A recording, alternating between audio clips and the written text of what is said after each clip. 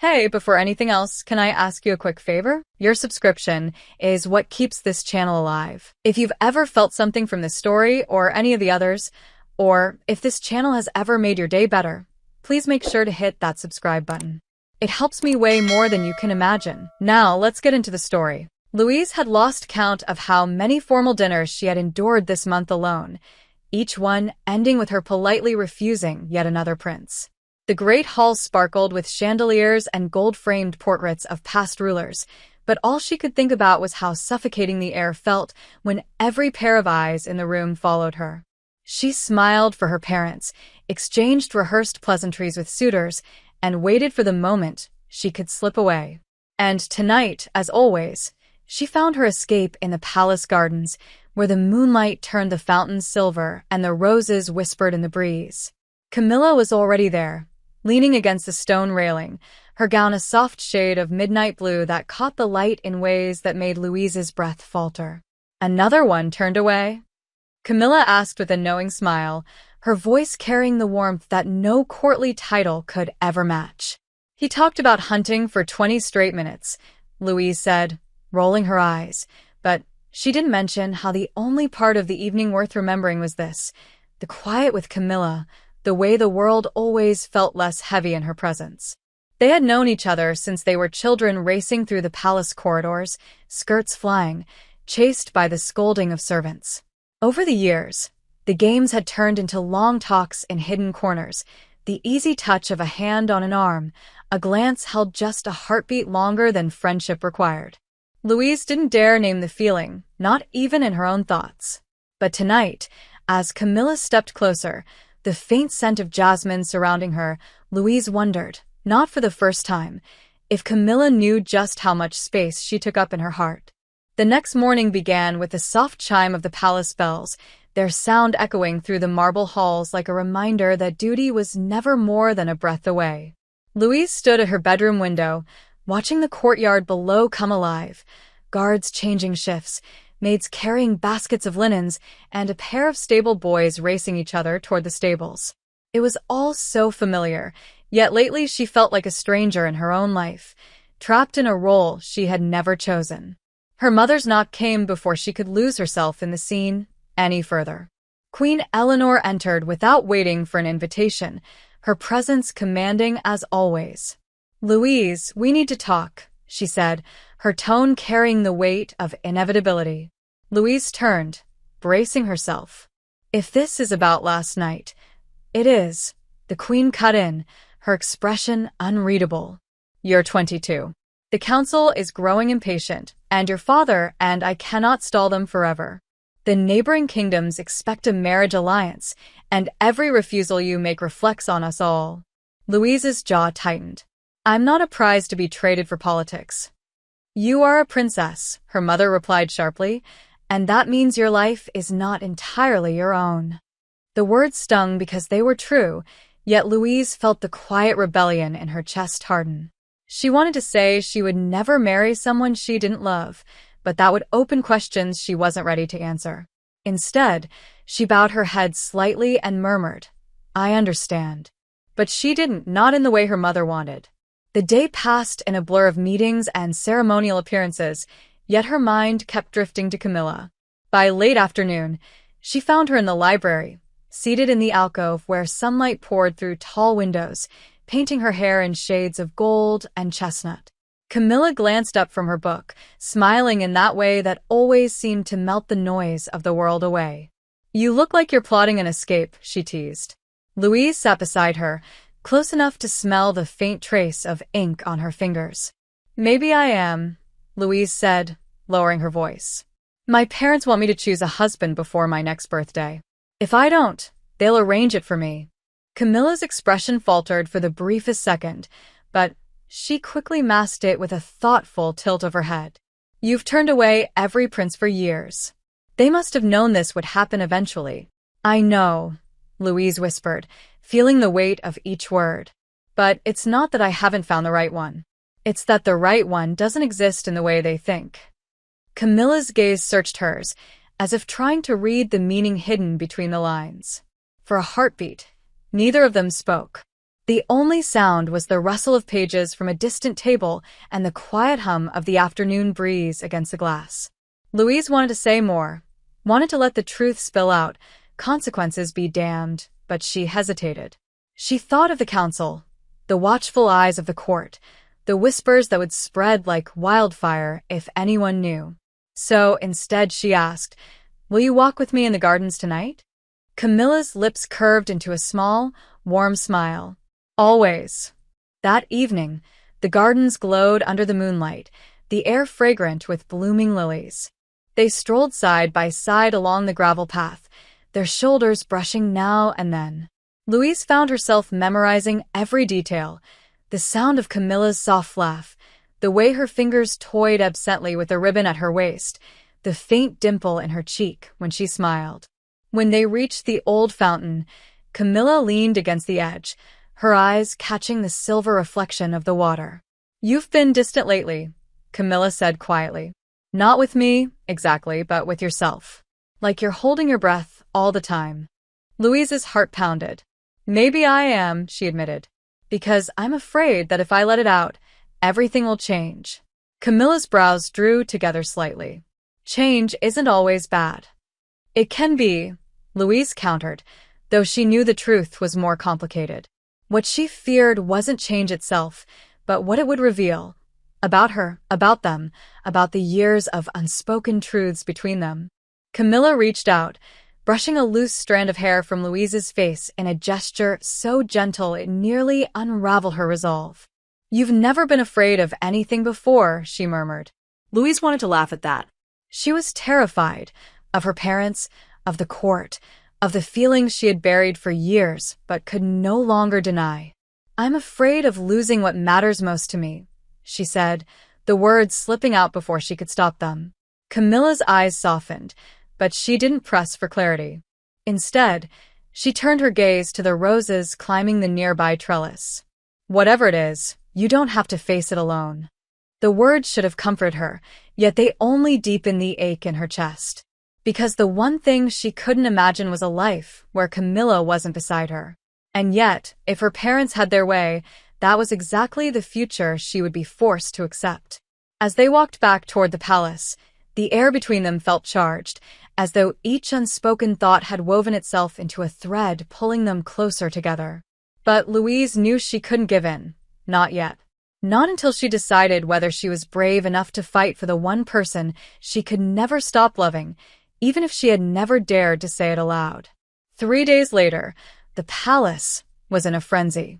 Servants rushed through the corridors carrying bolts of silk and trays of polished silver, the air thick with the scent of beeswax polish and anticipation. Louise had no idea why until she was summoned to the council chamber. The long oak table gleamed under the morning light streaming through the high windows, her father seated at the head with Queen Eleanor at his side, flanked by half a dozen advisors. "Louise," her father began, his tone formal in the way that meant he was speaking as king, not as her parent. "The council has reached a decision. In 1 month's time, we will host the Winter Court Gala. You will announce your betrothal that evening." The words landed like a physical blow. Louise kept her expression neutral, trained from years of diplomacy, but inside her thoughts spun wildly. "And if I haven't chosen anyone by then?" she asked, though she already knew the answer. The Queen's voice was cool and precise. "Then we will choose for you. The Duke of Wexford has already expressed interest in a union. His family's influence would strengthen our position considerably." Louise's pulse roared in her ears. The Duke of Wexford was nearly twice her age, known for his ambition and his disregard for those beneath his station. The idea of binding herself to him made her stomach turn. "May I have time to consider?" she asked, her voice steady but strained. "You have until the gala," her father said. "No more." She left the chamber with her hands clenched, her mind replaying every word. The corridors felt narrower, the walls pressing in on her.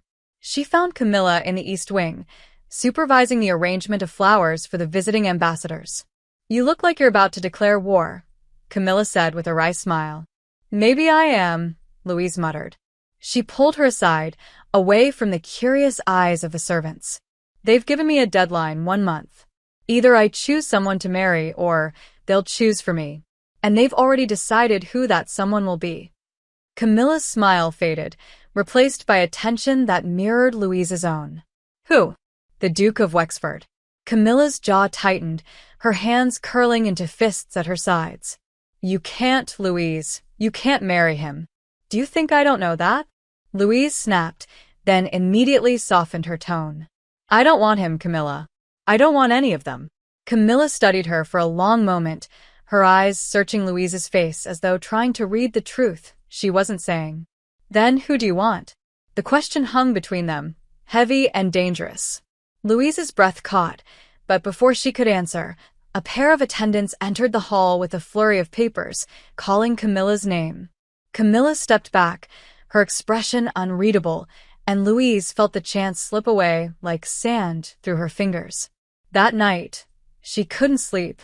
She wandered the dimly lit corridors until she found herself at the tower balcony, the city below glowing like a constellation. She thought of all the moments she and Camilla had shared, laughing until their sides hurt after sneaking into the kitchens as girls, whispering secrets under the canopy of the summer pavilion, holding hands under the table during the endless speeches at banquets when neither could bear another polite smile. It had always been there, this quiet thread between them, but she had never dared to pull it. Now she wondered if she had any choice left. The next day, invitations for the Winter Court Gala went out to the rulers of every neighboring kingdom, the list of eligible suitors growing longer with each passing hour. Her mother had her measured for new gowns, her father reminded her of the political stakes, and everywhere she went the court buzzed with speculation about which lucky prince or duke would finally win her hand. Only Camilla stayed silent. She still appeared at Louise's side, still walked with her in the gardens at night, still shared knowing glances across crowded rooms, but there was a new distance in her eyes, as if she were holding back something Louise desperately wanted her to say. One evening, they found themselves in the music room, Camilla at the piano, her fingers moving gracefully over the keys. Louise leaned against the instrument, watching her. That's new, she said softly. I've never heard you play that piece before. Camilla's lips curved faintly. It's called The Last Dance. Sounds ominous. It's meant to be, Camilla replied, her gaze flicking up to meet Louise's for a heartbeat before returning to the keys. It's about knowing something is ending and choosing to make the most of the time left. Louise felt her chest tighten. She wanted to say that nothing between them was ending, but with the deadline looming, she couldn't be sure. Instead, she asked, if you had 1 month left before everything changed, what would you do? Camilla's hands stilled on the keys, the final notes fading into the air. I'd tell the truth, she said, her voice so quiet Louise almost missed it. But before Louise could press her, Camilla rose from the bench, offered a small smile, and left the room, leaving Louise with the echo of her words and the unsettling feeling that the truth Camilla spoke of might be the very thing Louise had been too afraid to face. The palace had never felt so crowded, yet Louise had never felt more alone. Every day brought new arrivals, foreign dignitaries, their children dressed in silks and jewels, each smile a calculated move in the endless game of alliances. Her parents paraded her through reception after reception, each introduction laced with the unspoken reminder that time was running out.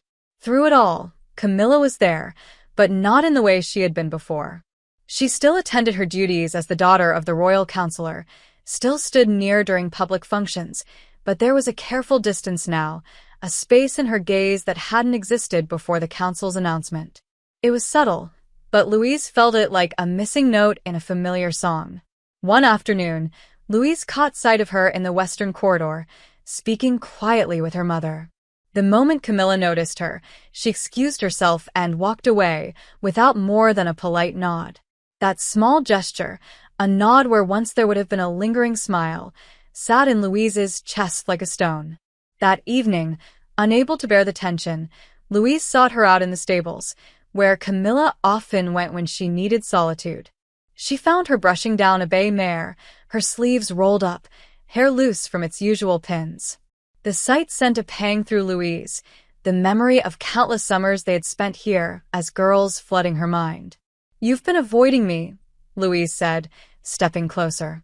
Camilla didn't look up. I've been busy. Too busy to talk. Too busy to walk in the gardens with me like we always do. Camilla's hands stilled on the horse's neck. Louise, things are different now. You have a month to choose a husband. I can't pretend that doesn't change anything. Louise's breath caught. It doesn't change us. Doesn't it?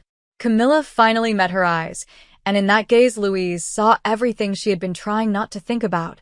The fear, the longing, the unspoken truth balanced on the edge of a precipice. You'll be married to someone else by the end of the year. I have to think about what comes after that. I don't want someone else, Louise said, the words slipping out sharper than she intended. Then who do you want? Camilla's voice was steady, but her eyes searched Louise's face with quiet desperation. Louise opened her mouth, but the clatter of hooves on the cobblestone announced the arrival of the grooms, and the moment shattered.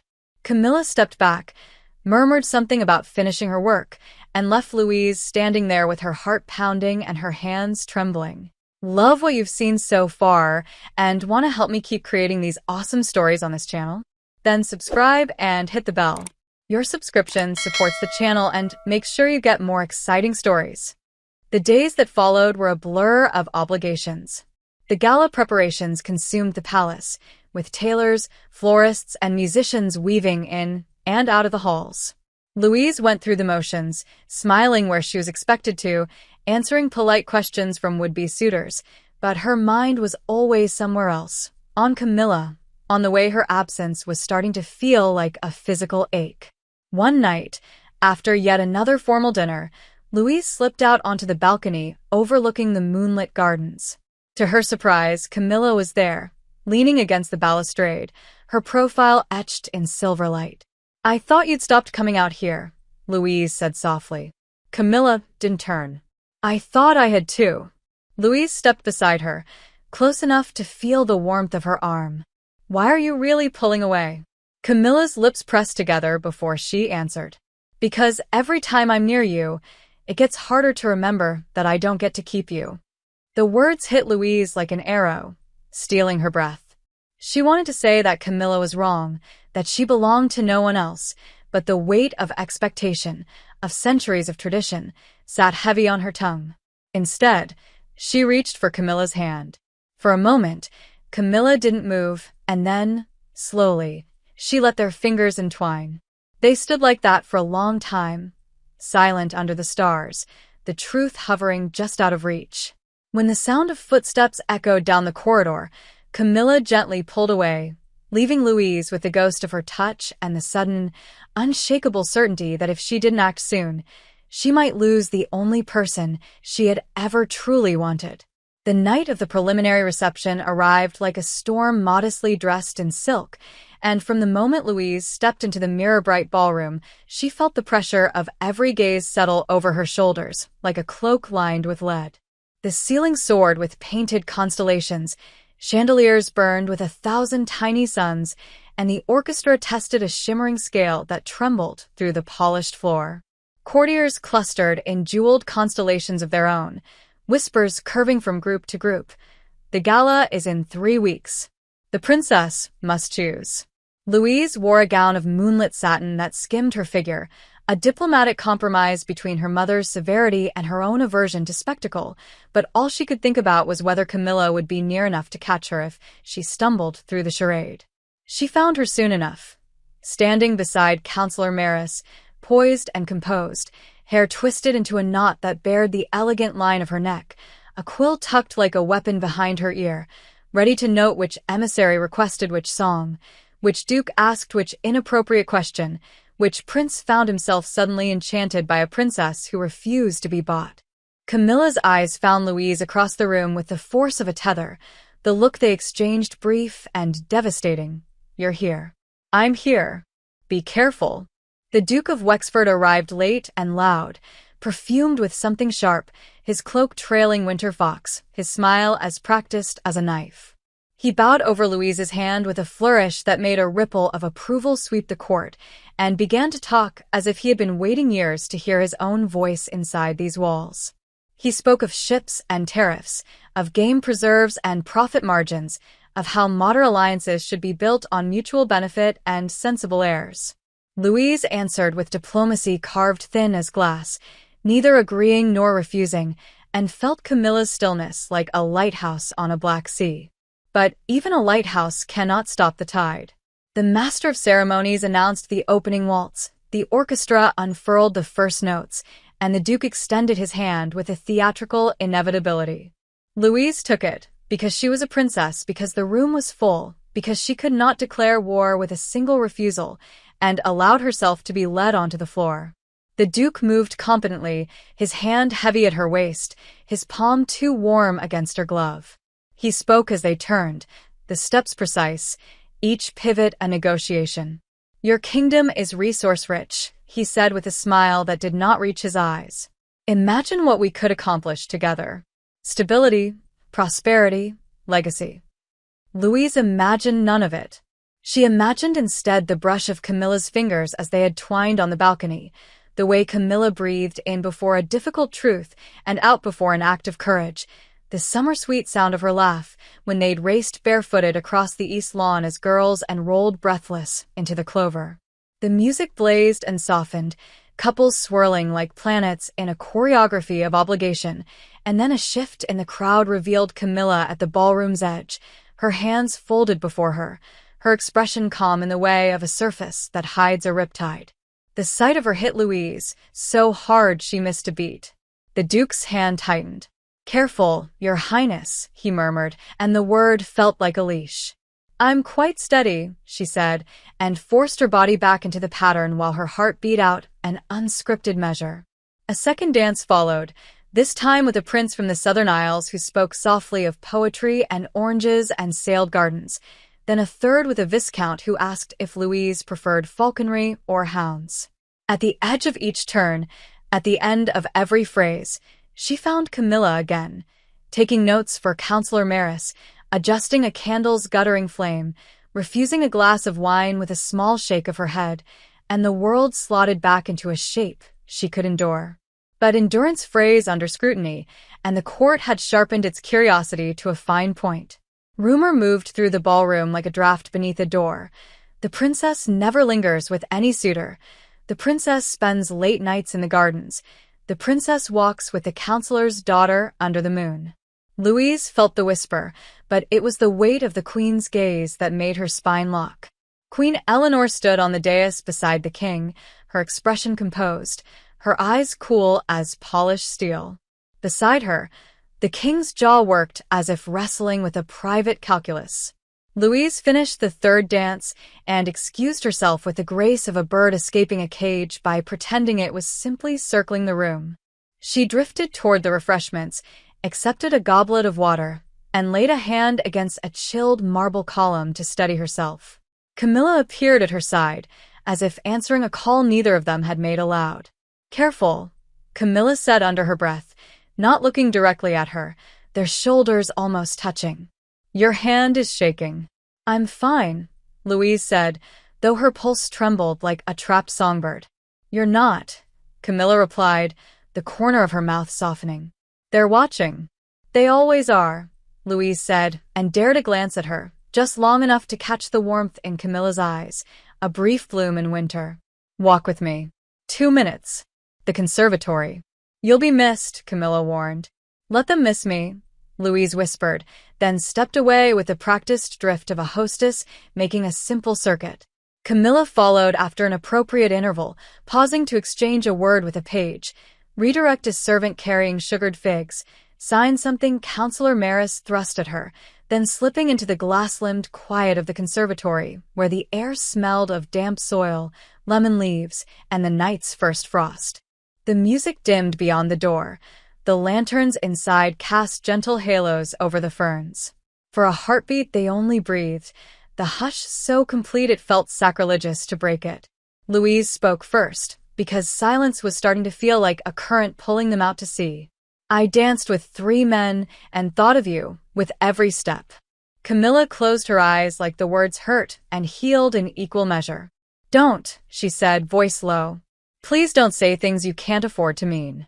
"I mean all of it," Louise said, the truth shocking in her mouth, a spark against tinder half a decade dry. I have always meant it, even when I didn't have the courage to name it. Camilla's breath hitched. She opened her eyes, and there it was, the storm breaking behind them. Louise, she whispered, and her name in Camilla's mouth felt like a vow. Footsteps clicked beyond the glass. Camilla flinched back a fraction, and the moment narrowed to a blade's edge. A maid hurried past the outer hall and vanished, but the spell had broken just enough for caution to flood in. Camilla shook her head slightly. You have 3 weeks, she said, the practical soldier reassembling herself. Every word you speak between now and then will be used to build your future or to destroy it. Choose carefully. What would you have me choose? Louise asked, stepping closer until they shared a single breath of lemon and fear. If it were only my heart, I would ask you to choose me, Camilla said, eyes burning. But it isn't only your heart. It's the crown. It's the people who depend on your stability. It's your father's treaties and your mother's hard-won peace, and all the children who will never learn your name but will feel the ripples of your decisions. Louise wanted to say that love could be a form of stability if one dared build on it. She wanted to say that her heart had been loyal to Camilla longer than any contract could be to a duke. She wanted to say that she would rather be a free woman with no throne than a caged queen with a gilded ring. But the door creaked and laughter approached, and the moment demanded sacrifice. Camilla's hand hovered in the small space between them, not touching, a ghost of all the times they had touched without knowing what it meant. I can't watch you promise yourself to someone else, Camilla said, voice barely there. So, if you must, don't let me be in the room. What does that mean? Louise asked, the words scraping raw. It means I will do my duty until the gala, Camilla said, each syllable steady as a measured step. And then, if you choose another, I'll ask to be sent to the northern provinces with Counselor Maris when she retires next month. There is a school to establish, roads to repair, 1,000 unromantic tasks that make a life. I will make one. The idea of a world where Camilla's laughter did not live in these halls struck Louise like a blow, leaving her breathless. Don't leave, she said, and heard the naked plea in it. Then don't let them take you, Camilla answered, and there it was, the impossible arithmetic of their years distilled to a single problem without a clean solution. The footsteps passed, the music swelled. Duty gnawed through the quiet like moths in silk. Camilla stepped back, smoothed her skirt, and reaffixed the professional calm to her face like a mask. We should return, she said. They'll notice. Let them, Louise said, but she followed, because a princess does not set fires she isn't ready to fight. The ballroom received them like a tide reclaiming a shore. The Duke intercepted Louise with a glass of wine he did not offer so much as a sign, his smile too intimate for a man who knew nothing of her. Your Highness, he said, the foreign press are in attendance. A short promenade along the southern gallery would send a favorable message. The Queen's glance from the dais made refusal unwise. Louise nodded once and allowed herself to be escorted beneath oil portraits of queens who had bent rather than broken. As they walked, murmurs rose behind their progress like foam behind a keel. Louise kept her chin high and her steps measured, but in the glass she caught a reflection that wasn't hers. The curve of Camilla's profile as she spoke to a herald, the slightest tremor in her hand as she passed a card to the master of ceremonies, the careful control of a woman bracing for impact. The promenade ended at a window that looked out over the dark gardens, lanterns bobbing like tethered stars. The Duke leaned closer than courtesy allowed, voice low. I trust your hesitation is a performance, Princess. The world admires resolve. Louise turned her head and smiled with all the polish her tutors had ever scolded into her. I'm always performing, she said, and slipped free under the pretense of greeting a baroness whose name she could not recall.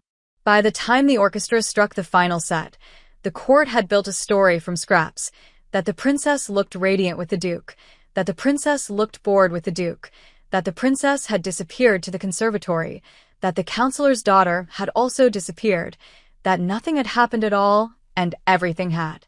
When the last chord hung trembling in the air and applause washed the room clean, Louise felt both emptied and overfull, a vessel one storm short of shattering. Camilla stood near the exit, collecting notes for the morning's debrief, the very picture of order. Louise passed her so close their sleeves brushed. Neither of them turned their heads. 3 weeks, Camilla breathed, the words so quiet they were almost just breath.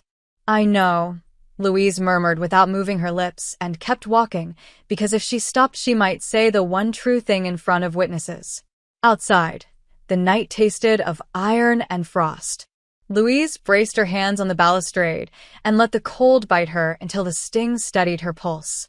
Somewhere behind her, doors opened and closed, laughter thinned. The orchestra began packing away their instruments. She imagined a future in a northern province full of roads and ledgers with Camilla's handwriting on them instead of petals and moonlight. She imagined a future where a fox-furred duke stood at her side and called it prosperity. She imagined, impossibly and with terror, a future where she chose neither and dared to rename the word inheritance. She did not decide. Not yet. But for the first time, she felt the decision reaching for her like a tide she could no longer pretend was distant, and she promised the sky and, secretly, the girl who had grown up beside her, that when it came, she would not look away. The palace woke to a different kind of hush the next morning, the kind that follows a rumor sharp enough to cut. Louise felt it in the way servants paused mid-curtsy to flick a glance at her, in the clipped exchanges between footmen that ceased when she approached, in the cool note threaded through her mother's greeting at breakfast. 3 weeks had become 17 days, and time seemed to lean forward, impatient. She pushed her food around the plate until the king cleared his throat and the queen laid down her knife with the same finality she used on policy. We were pleased with your composure last night, Queen Eleanor said, which meant you did not embarrass us. There will be more opportunities to demonstrate resolve, the king added, which meant decide faster. The foreign press remarked on your poise, the queen continued, and on the excellent management of the event. The faintest pause. Please thank Councillor Maris's daughter. The words were neutral. The look that followed carried a question. How close are you prepared to stand to a flame everyone else pretends not to see? Louise murmured assent, requested the day's schedule, and fled into duty before her throat could tighten. The hours marched. Meetings with the Master of Revels, a ceremonial inspection of the city orphanage's winter provisions, a brief audience with the envoy from the Eastern Archipelago who spoke in metaphors about tides and fidelity.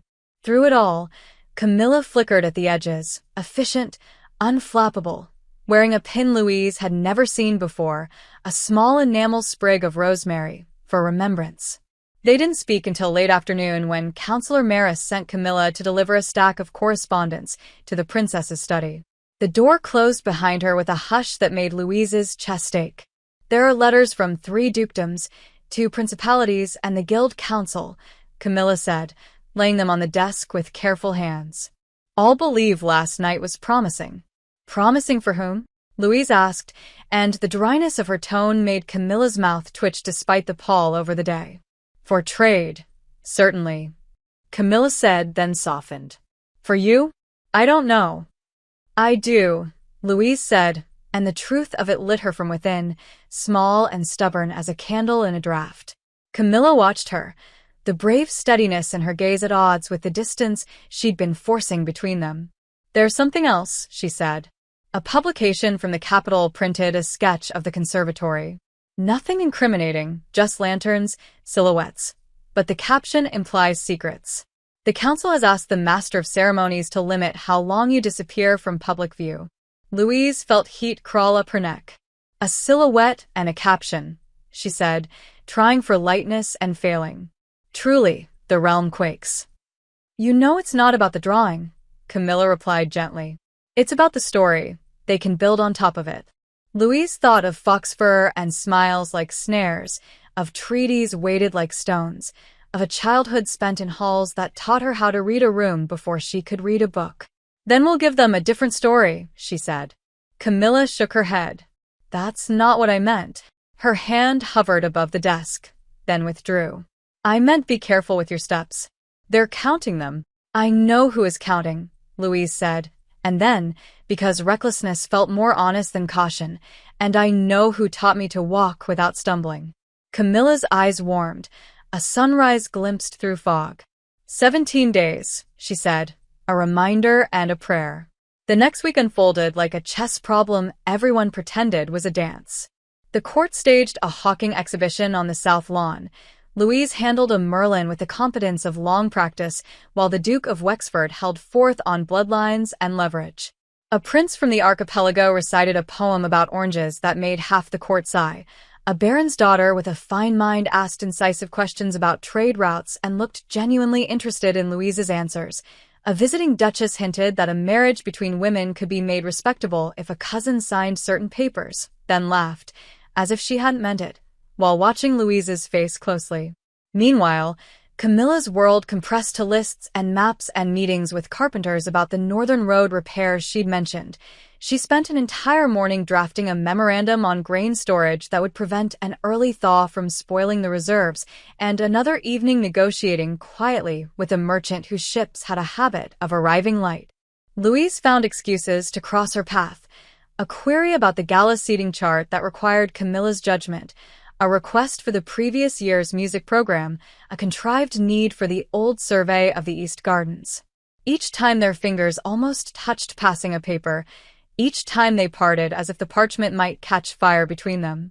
2 incidents bent the arc of the week. The first arrived as a private invitation. The Queen requested that Louise attend a quiet tea in the winter salon.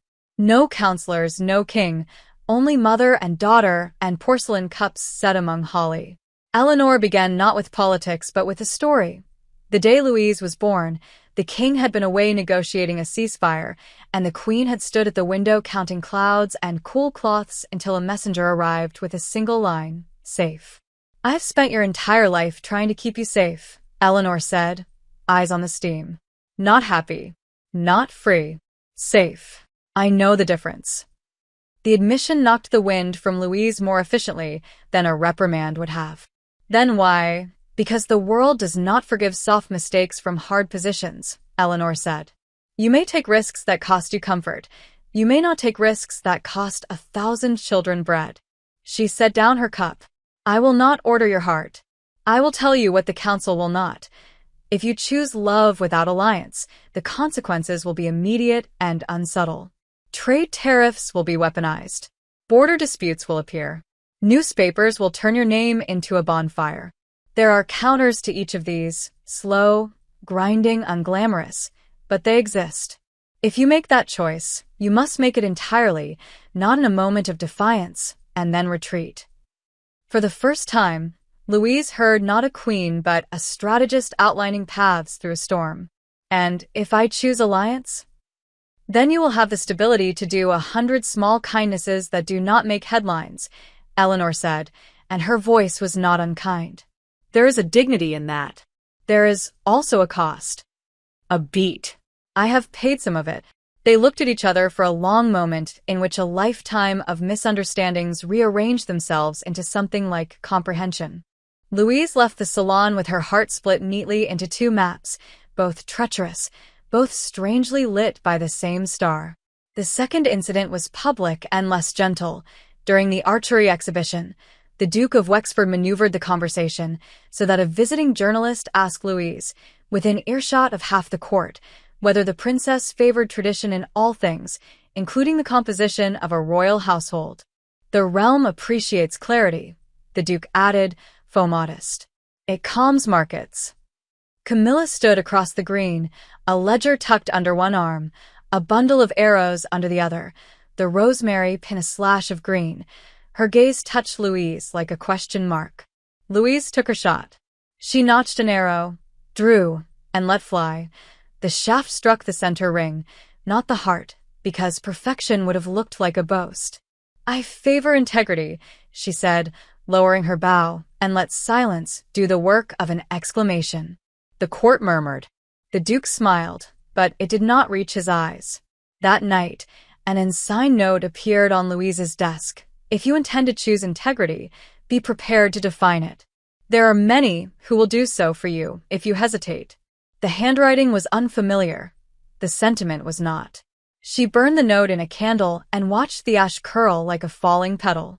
Amid these currents, Camilla began, reluctantly, to outline her post-gala contingency with Counselor Maris in earnest. Louise learned of it by accident, overhearing a steward ask whether the northern school required 2 additional wagons. The word struck like cold water. She cornered Camilla outside the map room, the corridor a narrow channel of stone and shadow. "You're sending for wagons," she said, more accusation than question. Camilla held her ground, though her shoulders were tight. "If Counselor Maris retires next month, we move supplies now or lose the Thorold. I told you what I would do."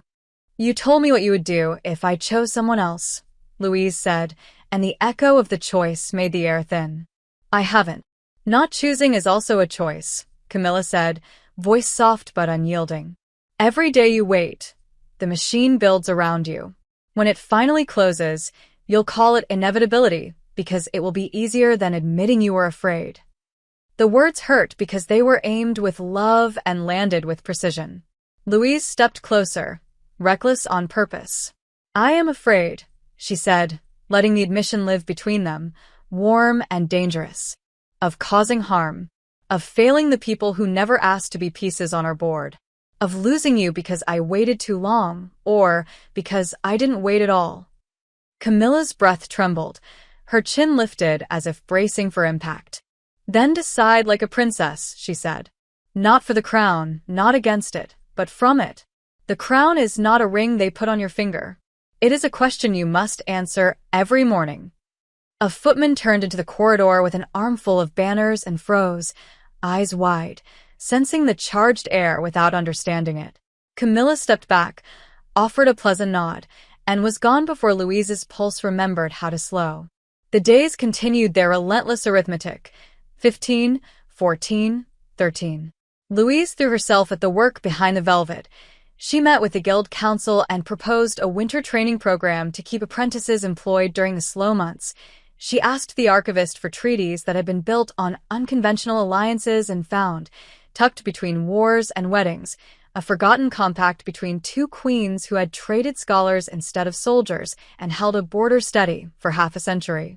She brought the compact to her mother and watched surprise flicker, then calculation, then something like respect. Each small act became a stone on a path no one else could see yet. And still the pressure mounted. A carriage from Wexford arrived bearing a gift, a falcon hood too small to fit any of the palace birds, delicate and useless and exquisitely worked, accompanied by a note in the Duke's bold hand about the beauty of restraint. Louise sent a thank you penned in a script so neat it felt like armor and returned no further token. The prince from the archipelago requested a private tour of the gallery of naval charts. Louise obliged and listened, genuinely, as he described storms that taught humility better than any sermon.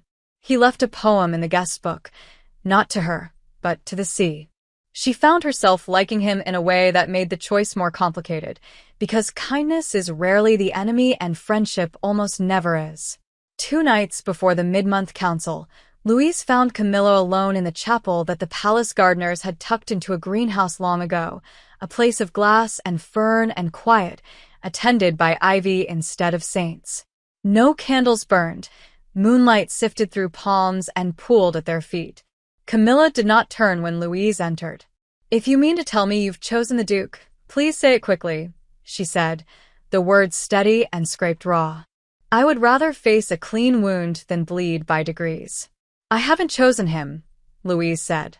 "I haven't chosen anyone." "Then you're choosing the machine," Camilla said and finally faced her. "And the machine will choose for you." Louise reached for the truth and did not let herself miss. "I love you," she said, and the world went exquisitely still. Camilla inhaled like surf taking the shore. "Don't," she said, but it sounded like a plea to keep going. "I love you," Louise said again, softer, stronger. "I have for years. It has been the only constant I never had to rehearse." Tears brightened Camilla's eyes without falling. "Then run," she whispered. "Choose me. Not later. Not in the garden after a dance. Not in words that will turn to smoke when the council lights the fire. Choose me where it costs." Louise's heart surged toward the yes that lived at the center of her, messy and wild and truer than any speech she had ever given. But beyond the glass, a bell began to toll. First slowly, then in a pattern that meant summons, and the moment broke like frost underfoot. The king had called an emergency council. A messenger found them in the corridor with a bow that saw too much and said nothing. In the chamber, maps lay open, pins bristling along the northern border. The chancellor spoke of a neighboring lord testing patrol lines, of tariffs hiked overnight, of a rumor that Wexford himself had brokered the provocation to force the crown's hand. The king's glance cut to Louise. The queen's mouth set. "The gala cannot be moved," someone said. "Then the announcement must," someone else replied. The room turned, collectively, toward the princess whose personal life had become a lever on a geopolitical fulcrum. Louise stood very straight, the confession still warm on her tongue, the echo of Camilla's run still thrumming in her bones. "Integrity," she had said before a crowd. "Define it," the anonymous note had warned. 17 days had become 12. In the quiet after the council dismissed, she found Camilla waiting in the shadow of an archway, exhaustion and steel braided together in her posture. "The storm came earlier than we thought," Camilla said, as if they were discussing weather and not fate. "Good," Louise answered, surprising herself with the shape of the word. "Better to learn how we stand before the ground moves." Camilla searched her face. "Where do you stand?" "With the people," Louise said, because that had to come first or nothing else mattered. Then, lower, braver. "And with you." Camilla's breath stuttered. She closed her eyes like someone stepping into cold water. "Then prove it in the room where it counts," she said. "Not to me, to them." Louise nodded once, a vow she did not speak. She would not give the ending away. Not yet. But the machine she had been warned about began to seem less like an inevitability and more like a thing that could be rewired, piece by patient piece, if one knew which bolts to pull and which sparks to catch. 12 days. A hawk circled over the frost-stiff lawn at dawn. Somewhere in the city, a press set type. In the palace greenhouse chapel, a patch of moonlight remembered two silhouettes standing very still, a confession cooling into resolve. 11 days before the gala, the palace was a hive that never slept. At any hour, somewhere in the marble labyrinth, a seamstress's needle bit through silk, a carpenter's hammer struck rhythm into the bones of a dais, a steward barked orders over the clink of crystal and silver. Louise moved through it like a shadow that still drew eyes, her every step measured under the weight of speculation. Rumors had ripened into certainty in the court's mind. She would choose the duke. She would choose the prince from the Southern Isles. She would shock everyone with a match to a baron's daughter and call it progress. No one guessed the truth, and that ignorance was both a shield and a prison. Camilla had returned to her role with flawless precision. Too flawless. She was present at every briefing, every rehearsal for ceremonial processions, every meeting between the queen and the master of ceremonies, but she spoke to Louise only when duty required it, her words efficient and polished, her gaze slipping away just before it could linger. Louise endured it because she understood it, but the distance was a knife she carried under her ribs. That morning, the king summoned her to the strategy chamber, a long table drowned in maps and correspondence. "The Wexford matter worsens," he said without preamble. "Their tariffs are strangling our wool trade. This," he tapped a letter, "is an ultimatum disguised as courtesy. They want an answer on the marriage by the end of the week." Louise glanced at the queen, whose expression was carved from composure. "And if they don't get it?" "We can weather it," the queen said, "but it will be costly. Every ally we lose over this will require years to replace." "So we give in?" Louise asked, the words tasting like ash. "We consider the long-term stability of the realm," the king corrected, though the absence of a denial was telling. "The council meets in 3 days. We expect your recommendation." Expectation was a crown heavier than any gold. Louise nodded once, formally, and left with her hands tight at her sides. In the corridor outside, Camilla waited with a folder of seating charts for the gala, her posture unyielding. Louise took the folder, their fingers brushing briefly. 3 days, Louise said under her breath. I heard, Camilla replied, her voice neutral. Then you know I can't. I know you can, Camilla cut in quietly. The question is whether you will. Louise stared at her, frustration and longing tangling until they were indistinguishable. Come to the library tonight, she said, and didn't wait for agreement. The library was deserted after midnight, the only light the pools cast by green-shaded lamps. Camilla arrived soundless as a shadow, closing the door behind her. This is dangerous, she murmured, but she stepped closer anyway. Louise set down the treaty she'd been pretending to read. So is breathing near me these days. Camilla's mouth twitched, but her eyes were grave. If you're going to ask me to run with you, say it now before they decide for you. Louise shook her head. Not run. Stay. Help me build a choice that isn't him or exile, that doesn't tear the realm in half. Camilla's brow furrowed. You think you can make them accept us?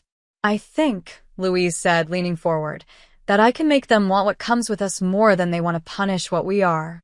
She unrolled a map of trade routes, pointing to 3 lines. If we broker a coalition between these ports before the gala, we can counter Wexford's tariffs. That removes their leverage. And gives you the freedom to choose, Camilla finished softly. Or, at least the ability to survive the choice. Their shoulders touched as they bent over the table, voices low, minds racing in tandem like they had when they were children plotting elaborate escapes from etiquette lessons. For 2 hours they worked, sketching strategies in the margins of outdated maps, drafting a list of sympathetic nobles, weighing which court gossip could be turned to their advantage. At one point, their hands brushed and stayed, the silence between them thick with all the things they had no time to say. When the clock struck 3, Camilla straightened. If this works, you'll still have to stand in that ballroom and name me in front of all of them. I know, Louise said. And if it fails, you'll lose more than a crown. I know that too. Camilla's eyes searched hers, the candlelight catching in the flecks of gold. Then tell me one thing, she said.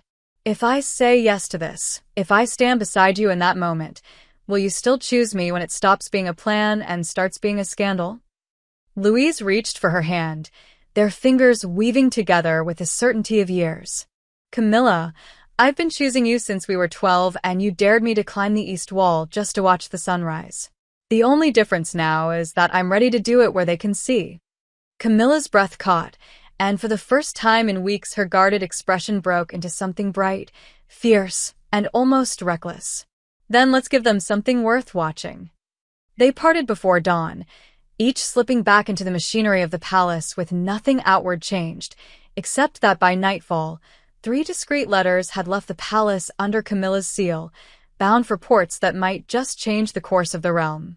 And for the first time since the ultimatum, Louise felt the shape of hope pressing against her ribs, dangerous and alive. 9 days before the gala, the palace was no longer simply busy, it was fevered. The air smelled of beeswax and tension, every corridor humming with the sound of preparations layered over politics like gilt over cracked stone. Louise moved through it with the map she and Camilla had drafted folded into her thoughts, each corridor and staircase a step in the silent campaign they'd begun. The first reply from the coalition ports arrived at dawn, a cautious yes from the governor of Eastmoor, delivered in a hand so neat it could have been etched into glass. By noon, a messenger from the southern docks brought word that their council would convene in 2 days to vote. The last piece, Westhaven, remained silent, and that silence gnawed at Louise like an untended wound. In public, she played her part. She listened to the Duke of Wexford describe his plans for expanding the royal hunting grounds, smiled at the prince from the Isles as he recited another soft-voiced poem, allowed the Queen to walk her through the final draft of the gala's seating chart. All the while, her gaze flicked to Camilla whenever the world allowed, passing in a corridor with a bundle of correspondence, leaning over the shoulder of a scribe in the council chamber, checking the light levels in the ballroom where crystal gleamed like frozen lightning. They did not speak openly, not with the court's appetite for whispers so sharp, but a look could carry a paragraph if you knew the language, and they'd spent their lives writing it together. That evening, under the guise of reviewing the gala program, they met in the music room. Camilla closed the door behind her and set down the sheet of events. Eastmore confirmed, she said, voice low, eyes bright with a kind of focus that made Louise want to touch her. Southern Docks will vote in 48 hours. West Haven is holding out. Louise leaned back against the piano, fingers curling against its polished edge. They'll hold out until they see if we're worth the gamble. We need a public show before the gala that makes it clear we're not bending to Wexford. Something that still fits within the rules they think you're playing by, Camilla said. Exactly, Louise replied. The archipelago prince invited me to attend the harbor dedication in 2 days. If I go, and I speak about cooperation between equals, ports and palace, it will force West Haven's hand without naming them. Camilla nodded slowly. And the court will hear it as courting the prince. Which keeps suspicion focused somewhere safe, Louise said. You've become dangerous, Camilla murmured, though her mouth curved as if she liked it. Louise stepped closer, the air between them drawing tight. I learned from the best. They stood like that for a heartbeat too long, until a sound in the corridor pulled them apart. Camilla gathered the papers, her voice steady again. Be careful with the prince. He's kind, but kindness doesn't mean harmless. Neither do I, Louise said, and let her go before the room betrayed them. 2 days later, the harbor dedication unfolded under a sky so blue it looked rehearsed. Louise stood on the platform beside the prince, his hand sweeping toward the gleaming ships as if presenting a gift. She spoke of tides and trade, of alliances built on shared prosperity rather than coercion, her words chosen to sound like an invitation and a challenge at once. In the crowd, she caught sight of Camilla near the docks, speaking with a West Haven envoy whose expression shifted from skepticism to something like interest as the speech went on.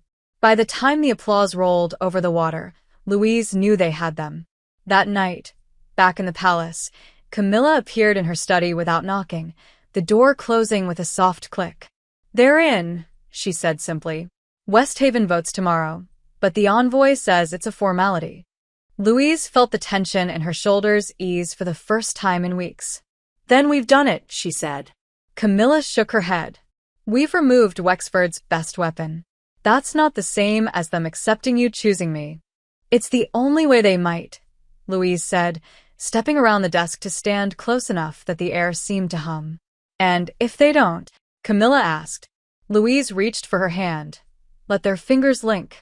Then I choose you anyway. And we see how much of the realm we can keep standing together. Camilla's breath caught, her eyes holding Louise's like an anchor in deep water. 9 days, she whispered. 9 days, Louise echoed, and for the first time, the number felt less like a countdown to loss and more like a measure of how much closer they were to daring the truth in front of everyone. 7 days before the gala, the air in the palace felt charged, like the moments before a storm breaks. The coalition ports had signed on, the news spreading quietly through the right channels, and while the council hadn't publicly acknowledged the shift, Louise could see it in the way conversations paused when she entered a room, in the way the Duke's smile had grown just a shade too tight. The Queen summoned her to the winter salon, a fire crackling low as snow dusted the windows. You've bought yourself leverage, Eleanor said, pouring tea with the precision of a general. Use it wisely. The council will fight harder now, not less. Louise took the cup, fingers warming against the porcelain. I'm ready to make my choice. Her mother studied her over the rim of her own cup. Then I hope you're ready for what comes after. Word of the coalition reached Wexford that afternoon, and by evening, his carriage was at the palace gates. Louise endured an hour of him circling the subject, pressing for assurances she would not give, his flattery growing sharp at the edges. She smiled, offered vague courtesies, and refused to be pinned down, every moment a careful dance. Camilla wasn't in the room, but Louise felt her absence like a missing step in a waltz.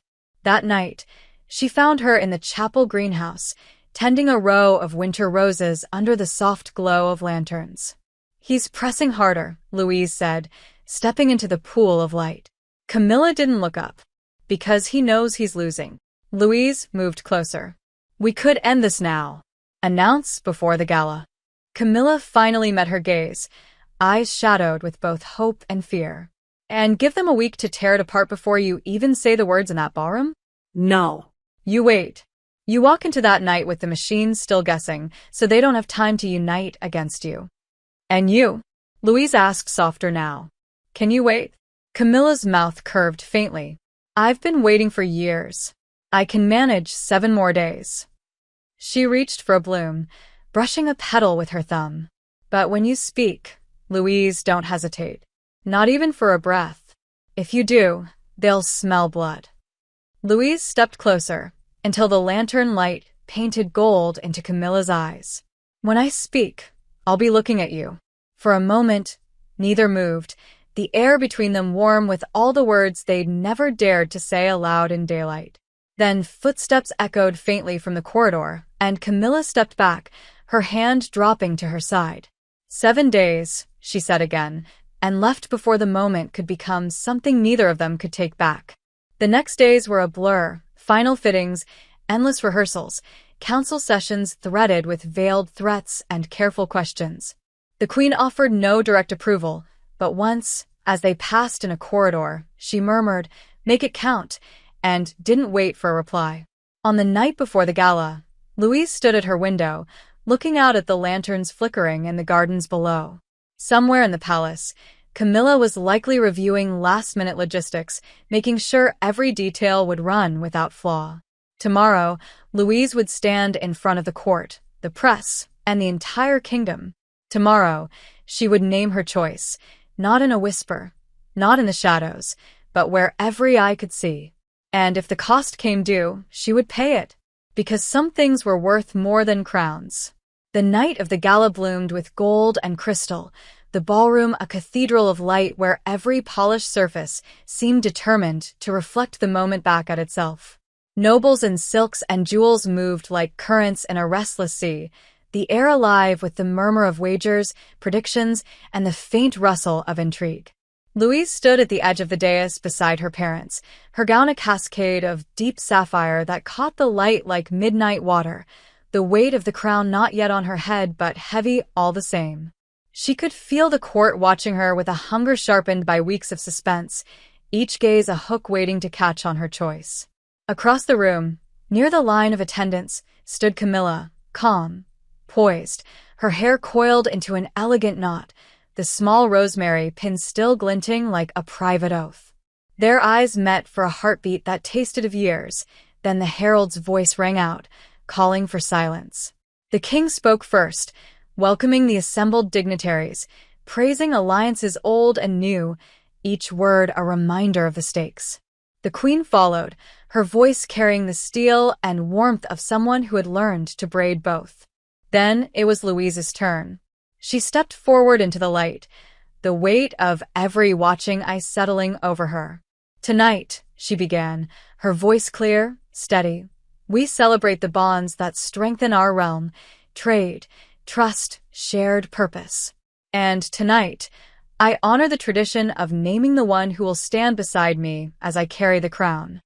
A ripple passed through the crowd, the anticipation tightening like a bowstring. She let it stretch. "Many have sought this role," she continued, her gaze sweeping the room. "Princes, dukes, envoys of skill and vision. I have been honored by each offer. But my choice is not made from titles or treaties. It is made from the truth I have carried all my life, the truth that has shaped the person I am, the leader I will be." She turned then, not to the duke, not to any of the waiting suitors, but to where Camilla stood. The room seemed to inhale all at once. "Camilla Maris," she said, the name ringing like a bell in the hush, "you have been my confidant, my challenger, my compass. You have stood beside me in every season, seen me whole when others saw only a crown. I choose you, not in secret, not in shadows, but here, before our people, as my partner in life and in rule." Gasps scattered through the hall like dropped pearls. The duke's smile froze, a crack running clean through it. The queen's expression was unreadable for a long, taut moment, then her chin lifted, as if acknowledging a move well played. Camilla didn't move at first, her stillness a shield against the weight of the moment. Then, With the kind of grace that cannot be taught, she crossed the floor. The crowd parted without a word. When she reached Louise, she bowed, not deeply, but enough to honor the formality, then straightened, eyes bright and unflinching. "You have all the courage in the world," she said quietly, meant for Louise alone. "And you've just used it." Louise took her hand, their fingers twining with the ease of something practiced in secret for years. Applause began hesitantly, then grew, layered with murmurs, some approving, some calculating, some already plotting what this would mean for the realm. But Louise didn't look away from Camilla, not even as the herald declared the choice official, not even as the music swelled to reclaim the room. In that moment, the crown felt lighter, because she had chosen it on her own terms. Later, after the formalities, after the endless toasts and the sharp-edged smiles, they slipped into the gardens, the winter air crisp against their skin. Lantern light painted Camilla's face in gold and shadow. "You've just rewritten the rules," Camilla murmured. "Then we'll learn to play the new game together," Louise said. Camilla smiled, the kind that reached her eyes. "I waited a long time to hear you say that." "And you?" Louise asked, their foreheads nearly touching. "I've been saying it in my own way for years," Camilla replied. "Tonight, you finally heard me." They stood there as the music drifted from the ballroom, as snow began to fall in soft, spiraling flakes, and for the first time in either of their lives, the future didn't feel like something decided for them. It felt like something they could decide together.